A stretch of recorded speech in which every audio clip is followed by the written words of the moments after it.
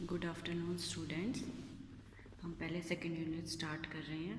Second unit में देखिए आपके पास फर्स्ट डेफिनेशन क्या है। Sub normal series sequence of sub groups that is G equal to G naught containing G one containing G two up to so on containing G R equal to identity of group G is called sub normal series if G I plus one is normal subgroup of GI for all I varying from 0, 1 to up to son R minus 1, then GI over GI plus 1 is called factor group or quotient group of subnormal series।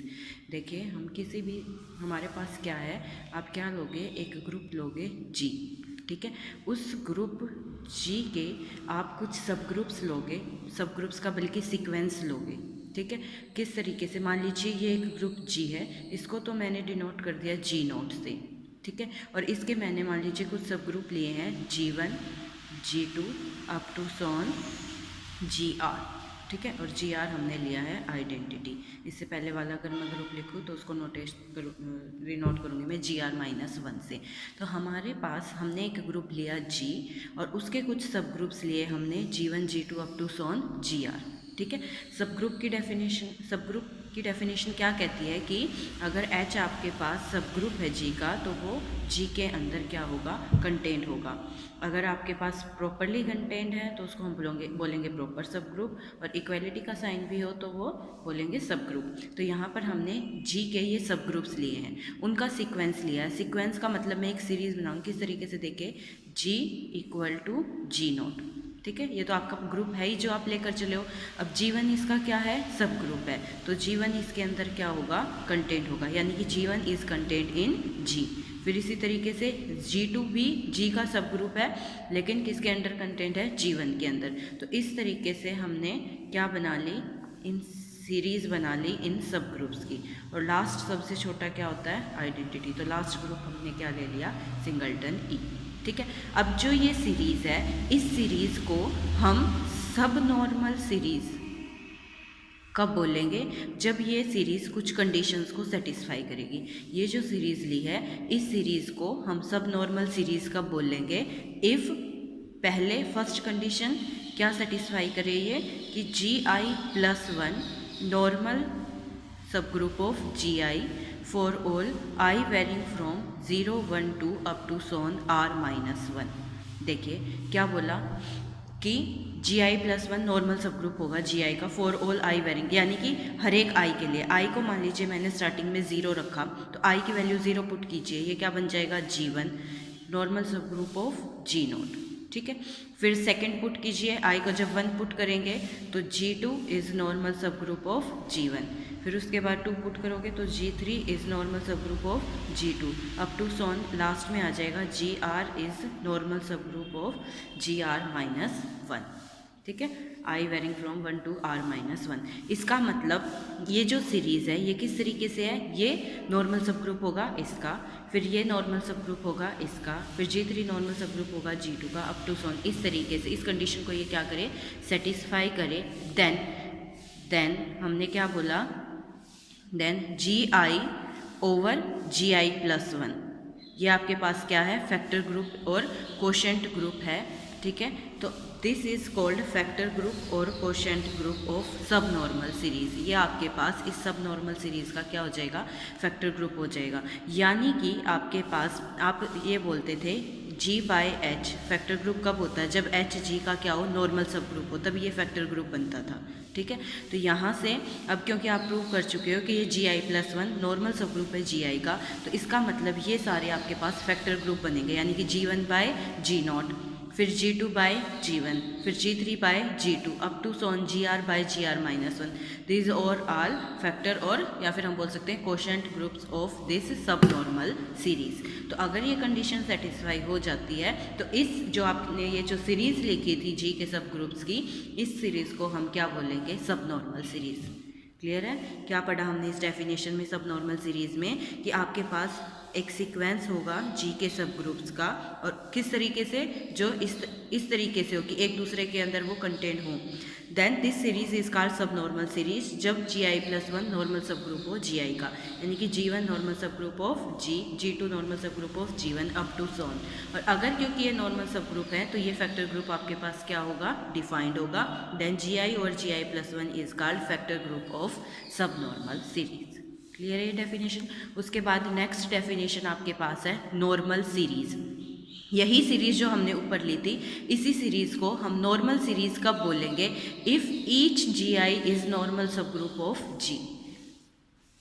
सब normal और normal में क्या difference है, sub normal में आप बोल रहे थे कि G1 normal sub group of G, फिर G2 नॉर्मल सब ग्रुप था G1 का, फिर G3 नॉर्मल सब ग्रुप था G2 का। लेकिन नॉर्मल सीरीज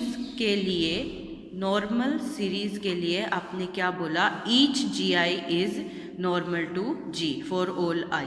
ठीक है, यानी कि जो जब अपने सारे सब ग्रुप्स की सीरीज ली है, जितने भी सब ग्रुप्स हैं वो सारे G के क्या होंगे, नॉर्मल सब ग्रुप होंगे।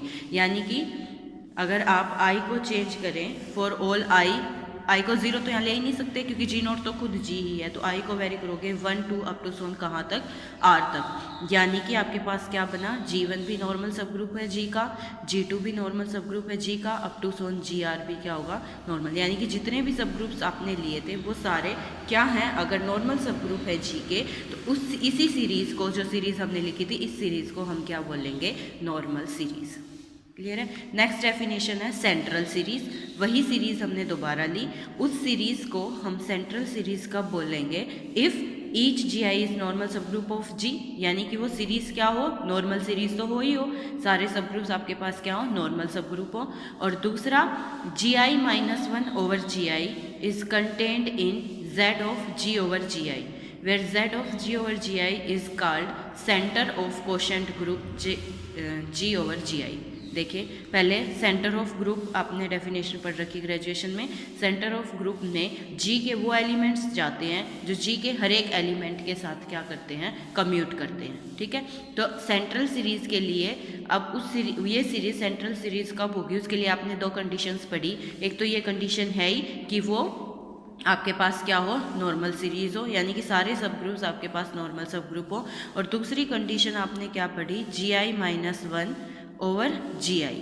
ठीक है, किसके अंदर कंटेंट हो, Z of G over Gi के अंदर।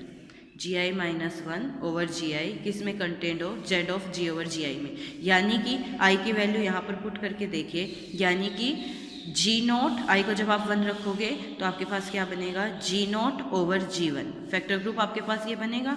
ठीक है, G0 ओवर G1 किस में कंटेंट हो, Z of G over G1। ठीक है, इस सेंटर के अंदर वो क्या हो, कंटेंट हो। ऐसे I की वैल्यू 2 रखेंगे तो 2 - 1 1, that is G1 over G2 content हो Z of G over G2 में। तो अगर ये कंडीशन सेटिस्फाई हो जाती है, ये दोनों ही कंडीशन अगर सेटिस्फाई हो जाती हैं, तो उस सीरीज़ को हम क्या बोलेंगे, सेंट्रल सीरीज़। उसके बाद नेक्स्ट डेफिनेशन है nilpotent group. A group G is called nilpotent if it has a central series. अगर कोई भी ग्रुप है ऐसा जिसके पास ये सेंट्रल सीरीज है, यानी कि उसके पास ऐसे सब ग्रुप्स का सीक्वेंस है जो ये दोनों कंडीशन को सेटिस्फाई कर रहा है, तो उस ग्रुप को हम क्या बोलेंगे, निलपोटेंट ग्रुप।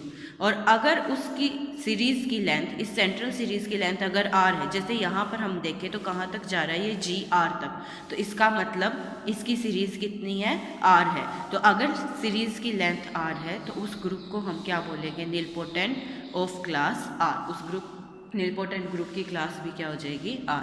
फॉर एग्जाम्पल अगर हमने G को आइडेंटिटी ग्रुप ले लिया, ट्रिवियल ग्रुप ले लिया, देन इट इज़ निलपोटेंट, क्योंकि आपके पास दोनों कंडीशंस को वो क्या करेगा, सेटिस्फाई करेगा। तो इस केस में उसकी क्लास क्या हो जाएगी, 0, क्योंकि गिवन ग्रुप को हम डिनोट किससे करते थे, G0 से। तो G equal to G0 equal to singleton E। अब ये आपके पास देखो R की वैल्यू यहाँ कहाँ तक गई है, 0 तक। तो इसका मतलब इसकी सेंट्रल सीरीज की लेंथ क्या है, 0। तो जो ये निलपोटेंट ग्रुप है इसकी क्लास भी क्या हो जाएगी, 0। ठीक है, एक रिजल्ट करते हैं, ये आपको ध्यान भी रखना आगे। क्या, every abelian group is nilpotent of class 1। हर एक एबिलियन ग्रुप निलपोटेंट होता है और उसकी क्लास क्या होती है, 1 होती है। देखिए every abelian group is nilpotent of class 1। यानी कि अगर आपने जो ग्रुप लिया है वो ग्रुप कैसा लिया है, अबिलियन ग्रुप लिया है, और उसकी क्लास क्या ली है, 1 ली है। क्लास 1 लेने का मतलब आप क्या लोगे, सेंट्रल सीरीज की लेंथ क्या लोगे, 1 ही लोगे। यानी कि 2 ही ग्रुप लोगे, एक तो गिवन ग्रुप होगा और एक इसके अंदर सिर्फ एक ही सब ग्रुप होगा। 1 तक गई ना लेंथ, और लास्ट सब ग्रुप हो तो आप क्या लेते हो, आइडेंटिटी। तो इसका मतलब अगर आप जी ग्रुप लेते हो और वो भी कैसा ग्रुप, अबिलियन ग्रुप, और उसकी क्लास आपने क्या ली, 1 ली है, तो आपके पास ये ग्रुप हमेशा क्या बनेगा, निलपोटेंट बनेगा। क्यों बनेगा चेक करते हैं। Let G equal to G naught is abelian group of class 1। ये आपके पास गिवन ही था कि आपने एक अबिलियन ग्रुप लिया, कितने क्लास का, 1 क्लास होने का मतलब आप जो सीरीज कंसिडर करोगे वो कहाँ तक लेकर जाओगे, G1 तक, और लास्ट को आप हमेशा क्या लोगे, आइडेंटिटी सब ग्रुप। ठीक है, अब आपको प्रूव क्या करना है, इस ग्रुप को निलपोटेंट प्रूव करना। आप ये चीज़ प्रूव कर रहे हो कि इस टाइप का हर एक ग्रुप, यानी कि अबिलियन ग्रुप जिसके पास सिर्फ एक ही सब ग्रुप है और वो आइडेंटिटी है, तो उस टाइप का हर एक ग्रुप क्या होगा, निलपोटेंट होगा। हम निलपोटेंट होने के लिए आप क्या प्रूव करोगे, आपने निलपोटेंट ग्रुप की डेफिनेशन प्रूव पढ़ी।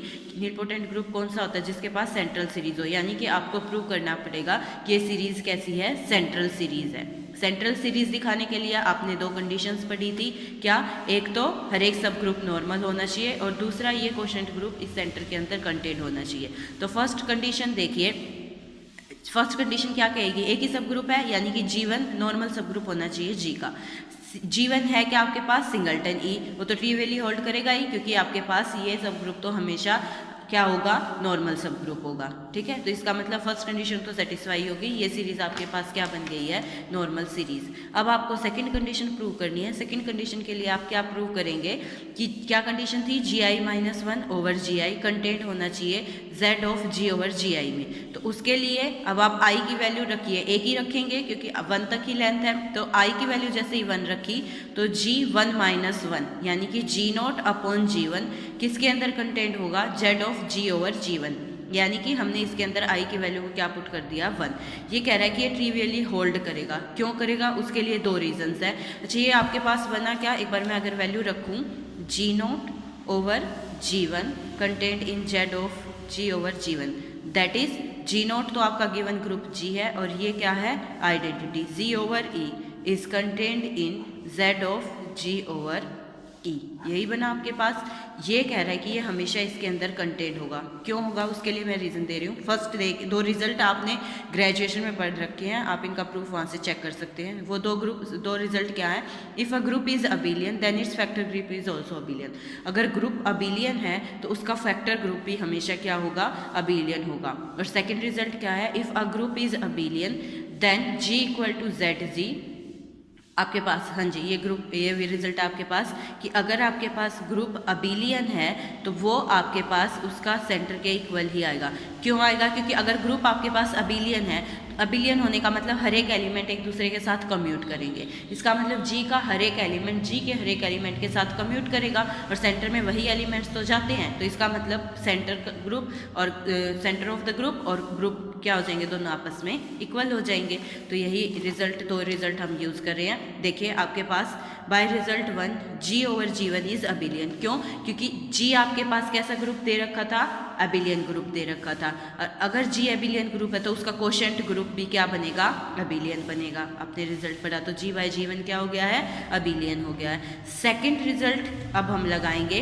हमने अब क्या पढ़ा कि अगर ग्रुप अबिलियन है तो सेंटर के इक्वल आएगा। अब अगर G बाय G1 आपके पास अबिलियन ग्रुप आ गया है तो इसका मतलब G बाय G1 और उसका सेंटर दोनों ही क्या होंगे, इक्वल होंगे। ठीक है, अब आपको दिखाना क्या था, कंटेंट हो। अगर वो इक्वल आ गए हैं तो कंटेंट तो होगा ही। आपने सेट्स की डेफिनेशन पढ़ी होगी, अगर A और B तो सेट है, वो 2 सेट इक्वल कब होंगे, आइदर या तो A B के अंदर कंटेंट हो और साथ में B किसके अंदर कंटेंट हो, A के अंदर। ठीक है, तो अगर ये इसके अंदर कंटेंट है, अगर इक्वल है तो कंटेंट तो अपने आप ही हो जाएगा। तो यहाँ से देखिए G बाय G1 अगर इक्वल आ गया Z of G bye G1 के अंदर, तो इसके अंदर क्या होगा, कंटेंट भी होगा। इसका मतलब सेकंड कंडीशन भी क्या होगी, सेटिस्फाई होगी। सेंट्रल सीरीज की दोनों कंडीशन सेटिस्फाई होगी, तो इसका मतलब वो जो सीरीज आप लेकर चले थे वो सेंट्रल सीरीज है, और उसकी लेंथ क्या थी, 1। अब G एक ऐसा ग्रुप आ गया जिसके पास सेंट्रल सीरीज है लेंथ 1 की, तो इसका मतलब ग्रुप क्या होगा, निलपोटेंट ग्रुप होगा ऑफ क्लास 1।